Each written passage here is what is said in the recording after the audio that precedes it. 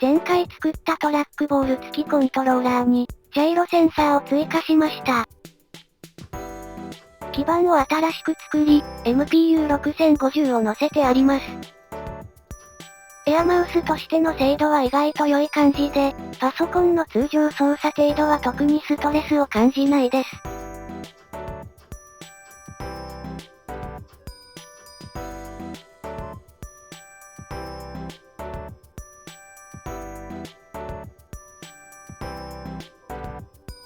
ジョイステックの中央ボタンを、ジャイロのオンオフにしています。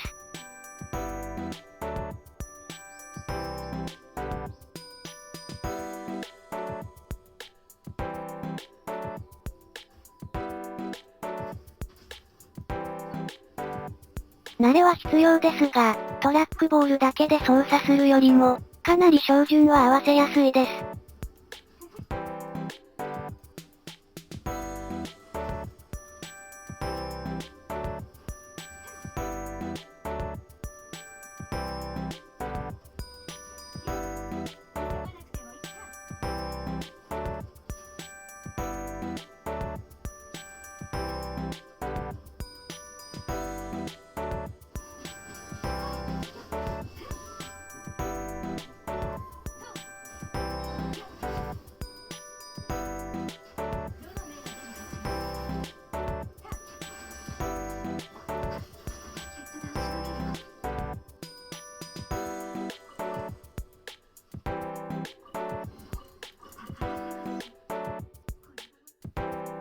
マイクラっぽい FPS もやってみる。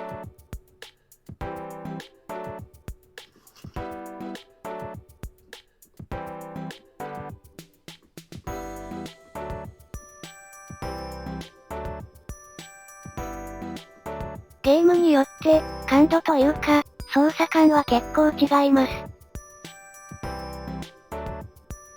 これは少し反応が機敏すぎるかな？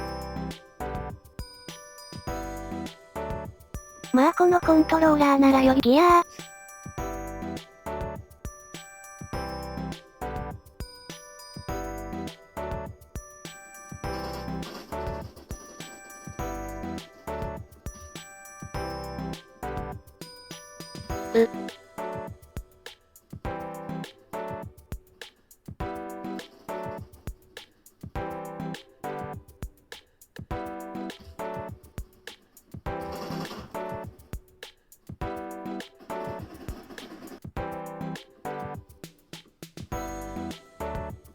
うやー、やだ。